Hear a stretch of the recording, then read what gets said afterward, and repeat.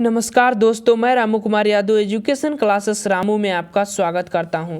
दोस्तों, आज की वीडियो शिक्षण कौशल के रिलेटेड। आज हमारा शैक्षिक मापन एवं मूल्यांकन का पार्ट 2 है।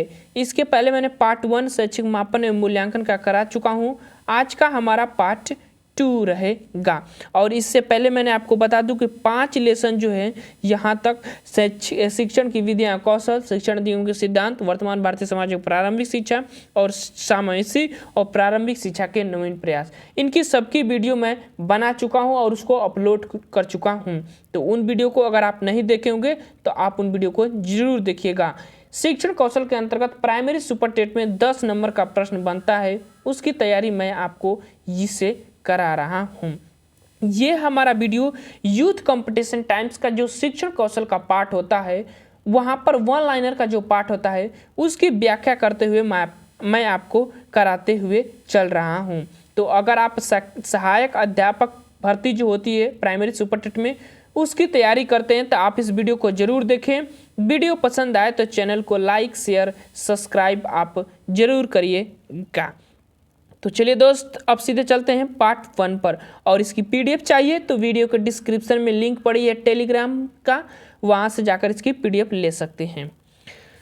तो चलिए दोस्त, आज का हमारा पार्ट पॉइंट 1 सर्व शिक्षा अभियान को क्रियान्वित करने में सहायक है। तो क्रियात्मक अनुसंधान जो है सर्व शिक्षा अभियान को क्रियान्वयन करने में सहायक होता है। अगला पॉइंट पर चलते हैं। क्रियात्मक अनुसंधान के परिणाम शैक्षिक कार्यक्रम पर प्रभाव डालते हैं। तो यह प्रत्यक्ष रूप से जो प्रभाव डालने का कार्य करते हैं, जो क्रियात्मक अनुसंधान होते हैं वह शैक्षिक स्तर पर प्रत्यक्ष रूप से जो है प्रभाव डालने का कार्य करते हैं। अगला पॉइंट पर है कि क्रियात्मक अनुसंधान एक सीखने का तरीका है। स्टीफन एम कोरे ने कहा था कि क्रियात्मक अनुसंधान एक सीखने का तरीका है। स्टीफन एम कोरे ने कहा था। और इनसे एक फेमस प्रश्न भी बनता है कि क्रियात्मक अनुसंधान के प्रवर्तक कौन थे, तो स्टीफन एम कोरे का ही नाम आता है। तो इस चीज को ध्यान रखिएगा, प्रश्न बना हुआ है, इंपोर्टेंट पॉइंट है। अगला पॉइंट, शैक्षिक कार्यक्रमों के उत्थान में कल्पनाशील युक्ति है। तो क्रियात्मक अनुसंधान ही कल्पनाशील युक्ति ही कहलाती है क्रियात्मक अनुसंधान में। ठीक, शैक्षिक अगर कार्यक्रमों को उत्थान करना है तो कल्पनाशील युक्ति है और वो है क्रियात्मक अनुसंधान। अगला पॉइंट, मूल्यांकन वह प्रक्रिया है जिसके द्वारा शिक्षक एक छात्र यह निर्णय करते हैं कि शिक्षण लक्ष्यों को प्राप्त किया जा रहा है या नहीं। और ये परिभाषा क्रॉनबैक का है। मापन होता है तो तुलनात्मक होता है मापन। दो बच्चों के बीच में तुलनात्मक मापन किया जाता है। तो याद रखिएगा, मापन जो है तुलनात्मक होता है। अगला पॉइंट, व्यक्तित्व के सभी पक्षों का मूल्यांकन किया जाता है। तो व्यापक मूल्यांकन में जो है व्यक्तित्व के सभी पक्ष का मूल्यांकन किया जाता है। व्यापक मूल्यांकन जिसमें सभी क्षेत्र शामिल होते हैं उनका मूल्यांकन किया जाता है, वही व्यापक मूल्यांकन कहलाते हैं। अगला पॉइंट, ज्ञानात्मक बोध, ज्ञान, बोध व अनुप्रयोग का संबंध अनुमूल्यांकन के किस पक्ष में आते हैं, तो ये संज्ञानात्मक पक्ष के अंतर्गत आने वाले होते हैं। ज्ञान, बोध और अनुप्रयोग, ये ब्लूम टैक्सोनॉमी आप पढ़े होंगे, उसके अंतर्गत संज्ञानात्मक, भावनात्मक और गत्यात्मक, ये जो मूल्यांकन के 3 क्षेत्र होते हैं उसी में का संज्ञानात्मक पक्ष के अंतर्गत ज्ञान, बोध और अनुप्रयोग जो है संज्ञानात्मक पक्ष के अंतर्गत आते हैं। अगला पॉइंट, सत्र के अंत में किया जाने वाला मूल्यांकन वार्षिक मूल्यांकन कहलाता है। तो ये तो सबको पता है। अगला पॉइंट है, प्रायोगिक मूल्यांकन होता है। तो विज्ञान, भूगोल और कृषि में जो प्रायोगिक मूल्यांकन का प्रयोग किया जाता है, आविष्कार किए जाते हैं, खोज किए जाते हैं, तो ये सब प्रायोगिक मूल्यांकन के ही अंतर्गत आते हैं और वह विज्ञान, भूगोल और कृषि में इसका प्रयोग किया जाता है। उत्तम परीक्षण की विशेषता नहीं है। तो कठोरता जो है उत्तम परीक्षण की विशेषता नहीं है। इंपोर्टेंट पॉइंट है, ध्यान रखिएगा, प्रश्न बन सकता है यह। अगला पॉइंट है, छात्रों के प्रारंभिक ज्ञान का मूल्यांकन किया जाता है। तो मौखिक मूल्यांकन किया जाता है। प्रारंभिक अगर आप किसी भी छात्र का मूल्यांकन करते हैं तो वो मौखिक रूप से किया जाता है। अगला पॉइंट है छात्रों की रुचियों, संवेगों एवं मनोवृत्तियों से संबंधित मूल्यांकन का पक्ष है तो वह भावनात्मक पक्ष होता है। रुचियाँ उनकी क्या होती है, संवेग, मनोवृत्ति उनके अंदर क्या चल रही है, उसका मूल्यांकन पक्ष जो होता है वो भावनात्मक पक्ष के अंतर्गत आता है। ब्लूप्रिंट का संबंध प्रश्न पत्र निर्माण से होता है। काफी इंपोर्टेंट पॉइंट, सीटेट में तो इससे कई बार प्रश्न बना हुआ है कि ब्लूप्रिंट का संबंध किससे होता है, तो वह प्रश्न निर्माण से संबंधित होता है। बस इतने इसकी बातें याद रखिएगा। अब चलते हैं अगले पॉइंट पर, और अगला पॉइंट है छात्रों की त्रुटियों का ज्ञान होने पर उन्हें दूर करने के लिए किया जाने वाला परीक्षण उपचारात्मक परीक्षण कहलाता है। तो उपचारात्मक शिक्षण किसे कहते हैं, तो छात्रों की जो त्रुटियां होती हैं उसको दूर किया जाता है इसी शिक्षण के माध्यम से। अगला पॉइंट बचाव निदान का उच्चतम स्तर है, यह कथन किसका है, तो रास महोदय का है। अगले पॉइंट पर चलते हैं, शैक्षिक क्षेत्र में क्रियात्मक अनुसंधान का प्रयोग किया था तो स्टीफन एम कोरे ने किया था। याद रखिएगा, स्टीफन एम कोरे क्रियात्मक अनुसंधान के प्रवर्तक कहे जाते हैं। काफी इंपोर्टेंट पॉइंट है इनसे। अगला पॉइंट क्रियात्मक क्षेत्र से संबंधित समस्या के कारणों को जानने व समाधान हेतु किया जाने वाला शोध कहलाता है, क्रियात्मक शोध कहलाता है। तो ये भी पॉइंट है। अगला पॉइंट व्यापक मूल्यांकन का आशय है व्यक्तित्व के सभी पक्षों का मूल्यांकन करना, जो व्यापक मूल्यांकन कहलाता है। मैं कई बार आपको बता चुका हूं, व्यापक मूल्यांकन में सभी क्षेत्र शामिल होते हैं। अगला पॉइंट है मूल्यांकन प्रक्रिया को सामान्यतः कितने भागों में बांटा जा सकता है, तो 4 भागों में बांटा जा सकता है मूल्यांकन की प्रक्रिया को। किसका संबंध मूल्यांकन के भावनात्मक पक्ष से संबंधित है, तो रुचियां जो होती है ना वो मूल्यांकन के भावनात्मक पक्ष से संबंधित होती है। भावनात्मक पक्ष का मतलब आपकी इच्छा उसमें लग रही है या नहीं, वही आपके रुचि के अंतर्गत कहला जा सकता है। अगला पॉइंट सतत और व्यापक मूल्यांकन की प्रक्रिया में मुख्यतः कितनी क्रियाएं होती हैं, तो वो 5 क्रियाएं होती हैं सतत एवं व्यापक मूल्यांकन की प्रक्रिया में।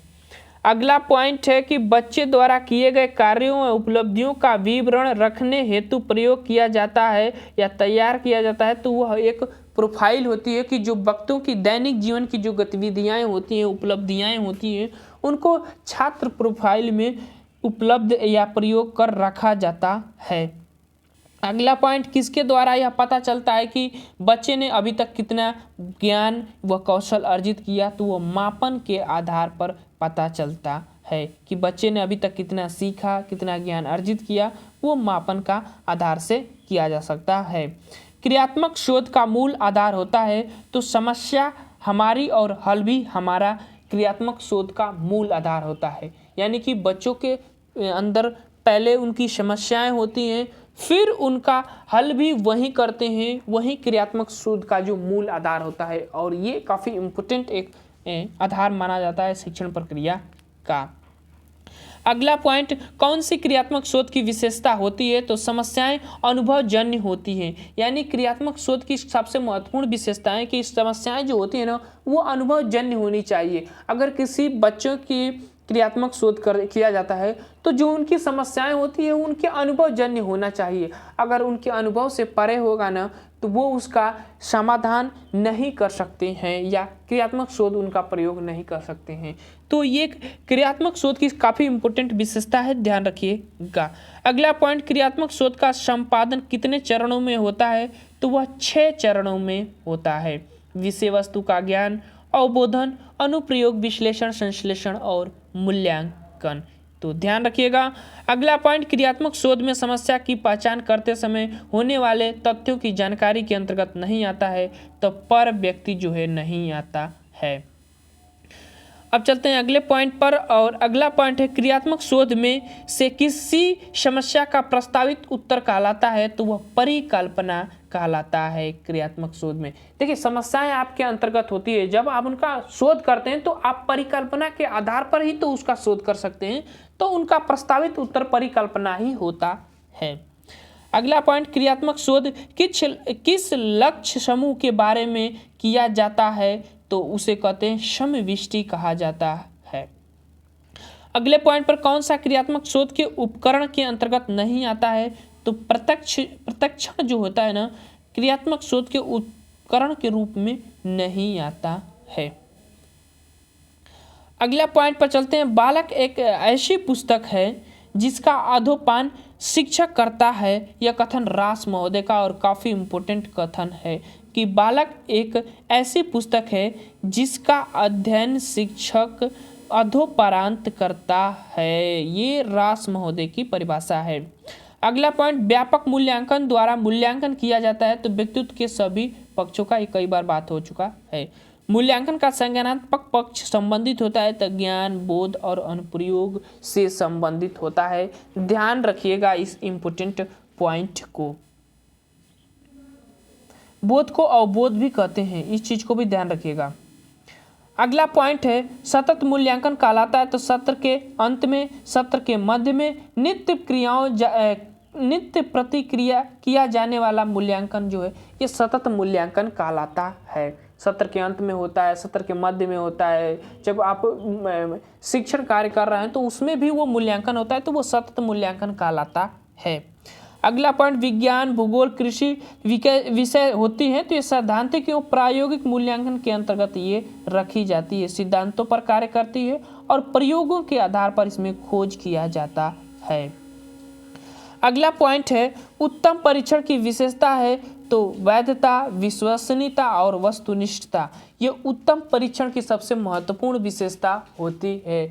तो ध्यान रखिएगा, वैधता का मतलब होता है कि जब आप जिस उद्देश्य से आप प्रश्न पत्र बनाए हैं उसी उद्देश्य की पूर्ति करता है तो वो उसकी वैधता होती है। और विश्वसनीयता का मतलब होता है कि एक रूपता के गुण को बनाए रखना, यानी कि बार बार जांच करने के बाद समान अंक का आना ही विश्वसनीयता होता है। और वस्तुनिष्ठता का मतलब कि यह उस कटौती की जांच करता है जो बालक उत्तर पुस्तिका को जांचने के लिए अध्यापक को दिया जाता है, यानी कि इसमें अध्यापक की आत्मनिष्ठता इंक्लूड नहीं होती है वस्तुनिष्ठता में। ध्यान रखिएगा। अब चलते हैं अगले पॉइंट पर, और अगला पॉइंट है हमारा कि रचनात्मक मूल्यांकन में किया जाता है। तो बच्चों के समग्र ज्ञान का मूल्यांकन जो है रचनात्मक मूल्यांकन में किया जाता है। तो काफ़ी इम्पोर्टेंट पॉइंट है। भावनात्मक पक्ष कहलाता है बच्चों की रुचियाँ, बच्चों के संवेग, बच्चों की मनोवृत्ति से संबंधित मूल्यांकन का जो पक्ष होता है वह भावनात्मक पक्ष के अंतर्गत आता है। रास का कथन है कि बचाव निदान का उच्चतम स्तर है। इस परिभाषा को ध्यान रखिएगा, पूछा जाता है कि बचाव जो है निदान का उच्चतम स्तर होता है। अब चलते हैं अगले पॉइंट पर, और अगला पॉइंट है कि क्रियात्मक शोध करने का अधिकार है शिक्षक का, प्रधानाध्यापक का, छात्रों को भी और ABSA सभी को भी ये क्रियात्मक शोध करने का आधार होता है। वो सब अपने अपने स्तर पर अपना अपना शोध करते रहते हैं। क्रियात्मक शोध में शोधकर्ता होते हैं उत्पादक एवं उपभोक्ता दोनों होते हैं, यानी कि समस्या खुद ही उत्पन्न करते हैं और उसको समाप्त भी, समाधान भी वही करते हैं क्रियात्मक शोध में।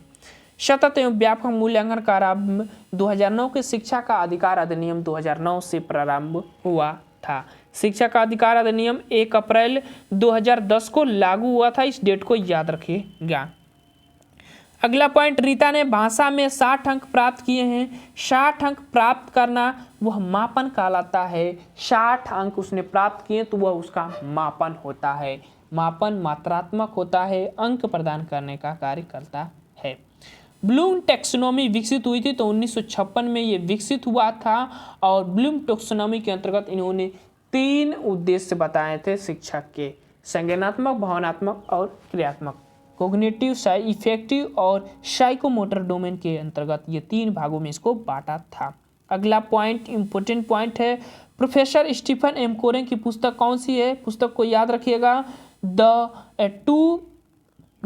To improve school practice.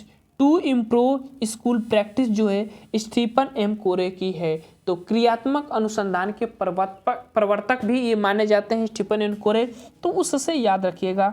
इसमें प्रैक्टिस कहा गया है, क्रिया कहा गया है बार बार। अगले पॉइंट पर चलते हैं, और निदानात्मक परीक्षण के प्रश्न होते हैं। उदाहरण अर्थपूर्ण होते हैं। उदाहरण अर्थ प्रश्न वाले जो होते हैं वो निबंधनात्मक प्रश्न के निबंधात्मक परीक्षण के प्रश्न होते हैं। निबंधात्मक परीक्षण का मतलब जिसमें बच्चे जो उदाहरण के साथ उसका अर्थ भी बताते हुए स्पष्ट करते हुए चलते हैं, वही निबंधात्मक परीक्षण कहलाता है। वस्तुनिष्ठ परीक्षण की विशेषता नहीं है पाठ्यक्रम की व्यापकता। इस चीज को ध्यान रखिएगा, वस्तुनिष्ठ प्रश्नों में जो पाठ्यक्रम होता है ना, उसकी व्यापकता उसमें शामिल नहीं होती है, सभी क्षेत्र उसमें शामिल नहीं होते हैं वस्तुनिष्ठ प्रश्न में। इसमें सिर्फ एक ही उत्तर होता है वस्तुनिष्ठ प्रश्न में, इसीलिए जो पाठ्यक्रम की व्यापकता होती है ना, वो शामिलित नहीं होती है वस्तुनिष्ठ प्रश्नों में। अगला पॉइंट है शैक्षिक मूल्यांकन का अंग है तो अधिगम अनुभव। शैक्षिक मूल्यांकन का अंग की बात करें तो वो अधिगम अनुभव होता है। परिकल्पना होती है तो समस्या समाधान का पूर्व अनुमान जो होता है वह परिकल्पना होती है। समस्या समाधान के पहले जब आप उसके प्रति कल्पना करते हैं, अनुमान लगाते हैं तो। अगला पॉइंट मापन का सामान्य सिद्धांत संबंधित है तो गणित से, क्योंकि इसमें अंक प्रदान किए जाते हैं। अगला पॉइंट है कि मापन की निश्चित स्वीकृति नियमों के अनुसार वस्तुओं को अंक प्रदान करने की प्रक्रिया या कथन किसने कहा है तो स्टीफन एस स्टीवेंस का है ये कथन। अगला पॉइंट शैक्षिक उद्देश्य के अंग है बालक समाज और विषय वस्तु होता है शैक्षिक उद्देश्य के अंग के अंतर्गत। अगले पॉइंट पर चलते हैं और अगला पॉइंट है कि बालक के विभिन्न कौशल विकसित होने वाला क्षेत्र है तो ज्ञानात्मक, भावनात्मक और क्रियात्मक जो क्षेत्र होते हैं इसमें विभिन्न कौशल विकसित होने वाले क्षेत्र होते हैं। अब चलते हैं अगले पॉइंट पर और अगला पॉइंट है कि बौद्धिक योग्यता में बोध का अंग नहीं है तो अनुप्रयोग जो है बौद्धिक योग्यता में बोध का अंग नहीं होता है। अगला पॉइंट छात्र छात्राओं का विद्यालय में मूल्यांकन हेतु प्रयुक्त होने वाले प्रश्नों के प्रकार में प्रयोग नहीं किया जाता है तो आत्मनिष्ठ प्रश्नों का प्रयोग जो विद्यालय के मूल्यांकन हेतु प्रयोग नहीं किए जाते हैं, क्योंकि इसमें शिक्षक की जो अपनी खुद की एक धारणा उसमें इंक्लूड हो जाती है आत्मनिष्ठ प्रश्नों में। क्रियात्मक शोध का विकास दिया था तो जॉन डीवी ने दिया था, ध्यान रखिएगा। शून्य परिकल्पना संबंधित है, निर्देशित रहित परिकल्पना को शून्य रहित परिकल्पना कहा जाता है। अगला पॉइंट क्रियात्मक अनुसंधान का दूसरा नाम क्रियात्मक शोध होता है। मापन होता है मात्रात्मक और मूल्यांकन होता है मात्रात्मक और गुणात्मक दोनों होता है मूल्यांकन। तो ध्यान रखिएगा मूल्यांकन और मापन में अंतर काफ़ी पूछा जाता है। एक चीज़ आपको मूल्यांकन और मापन में अंतर भी बताते चलते हैं। देखिए पहली चीज़ समझिएगा, मूल्यांकन होता क्या है और मापन क्या होता है। मापन एक साधन होता है और मूल्यांकन जो होता है एक साध्य होता है। ये चीज़ पहला जो इसका अंतर हो गया। दूसरा अंतर होता है कि मूल्यांकन में अंक प्रदान किया जाता है, यानी कि मात्रात्मक हो जाएगा और जो मूल्यांकन मापन मात्रात्मक हो जाएगा, लेकिन जो मूल्यांकन होता है ना वो मात्रात्मक के साथ साथ जो गुणात्मक भी होता है। मूल्यांकन से बच्चे का भविष्यवाणी नहीं किया जा सकता, लेकिन मापन से जो है बच्चे का भविष्यवाणी किया जा सकता है। मूल्यांकन से मापन से भविष्यवाणी नहीं किया जा सकता। अगला पॉइंट क्रियात्मक शोध का प्रथम चरण होता है तो वह समस्या की पहचान करना होता है कि पहले आप अपनी समस्या को पहचानिए तब आप उसका समाधान करेंगे। न्याय दर्शन का संबंध है क्रियात्मक शोध से और न्याय दर्शन का शाब्दिक अर्थ होता है तो वह सैंपल नमूना होता है, वही होता है। तो क्रियात्मक अनुसंधान में या शोध में इसका काफ़ी महत्वपूर्ण स्थान होता है न्याय दर्शन का। अगला पॉइंट है संज्ञानात्मक पक्ष में आता है तो ज्ञान, बोध और व्यवहारिक एवं मूल्यांकन जो है संज्ञानात्मक पक्ष के अंतर्गत आता है। अगला पॉइंट कौशलात्मक पक्ष का दूसरा नाम क्रियात्मक पक्ष भी होता है, तो ध्यान रखिएगा। अब चलते हैं अगले पॉइंट पर और अगला पॉइंट है क्रियात्मक पक्ष के कितने स्तर होते हैं तो 6 स्तर होते हैं क्रियात्मक पक्ष के। कौन कौन से तो वह होता है विषय वस्तु का ज्ञान, अनुबोध, प्रयोग, विश्लेषण, संश्लेषण और मूल्यांकन जो होते हैं क्रियात्मक पक्ष के 6 स्तर होते हैं। तो ध्यान रखिएगा क्रियात्मक पक्ष के कितने स्तर होते हैं? 6 स्तर होते हैं। अगले पॉइंट पर चलते हैं और अगला पॉइंट है कि ऐसे परीक्षण जो बार बार प्रयोग करने पर एक जैसा परिणाम देता है वह विश्वसनीयता होता है, यानी कि एक रूपता के गुण को बनाए रखता है विश्वसनीयता। अगला पॉइंट, परीक्षण उस स्तर के परीक्षार्थियों के अनुकूल हो और सम्मिलित सभी प्रश्नों के एक निश्चित उत्तर हो ताकि उन्हें जांचने से परीक्षक की भावना, विचार, पसंद नापसंद का कोई प्रभाव नहीं पड़ता है। तो वस्तुनिष्ठ प्रश्नों में ऐसा होता है। वस्तुनिष्ठ प्रश्न के एक ही उत्तर होते हैं और वो कोई भी उत्तर हो सकता है, एक ही उत्तर होता है, निश्चित होता है कि उत्तर वही होता है। उसमें शिक्षक की जो होती है भावनाएं, विचार उसमें नहीं इंक्लूड होती है, तो वो वस्तुनिष्ठ प्रश्न कहलाते हैं। अगला पॉइंट है, किसका कथन है कि शिक्षण में नवाचार का अभिप्राय अध्यापक द्वारा नवीन शिक्षण विधियों उपकरणों के नवीन वांछित व्यवहारगत प्रयोग से है जो कि छात्रों को वही मुखी प्रतिभा की ओर उन्मुख करते हैं। ये श्रीमती R.K. शर्मा का ये कथन है। अगला पॉइंट, शोध कितने प्रकार के होते हैं? तो 3 प्रकार के शोध होते हैं। अब चलते हैं अगले पॉइंट पर, मूल्यांकन का पक्ष है संज्ञानात्मक, भावनात्मक और कौशलात्मक या क्रियात्मक पक्ष भी कह सकते हैं। मूल्यांकन के 3 पक्ष होते हैं। मूल्यांकन हेतु प्रश्नों के प्रकार, तो वस्तुनिष्ठ, अतिलघु लघु और दीर्घ प्रश्नों का प्रयोग किया जाता है मूल्यांकन में। अनुभूत समस्याओं का वैज्ञानिक पद्धति से समाधान क्रियात्मक शोध के अंतर्गत किया जाता है। आपकी जो समस्याएं होती हैं वो वैज्ञानिक पद्धति के आधार पर जो किया जाता है वो क्रियात्मक शोध के आधार पर किया जाता है। परिकल्पना कितने प्रकार की होती है? तो 2 प्रकार की होती है। निर्देशन परिकल्पना कितने प्रकार की होती है? तो ये भी 2 प्रकार की होती हैं। परिकल्पना का शाब्दिक अर्थ होता है जो पूर्व में आप चिंतन करते हैं वही परिकल्पना कहलाता है। तो ये थे हमारे शैक्षिक मापन एवं मूल्यांकन का पार्ट 2 और ये भी समाप्त हो गया। जल्द ही मैं शैक्षिक मापन एवं मूल्यांकन का पार्ट 3 लेकर आऊँगा। तो चलिए दोस्त, वीडियो को समाप्त करते हैं। Thank you for watching this video.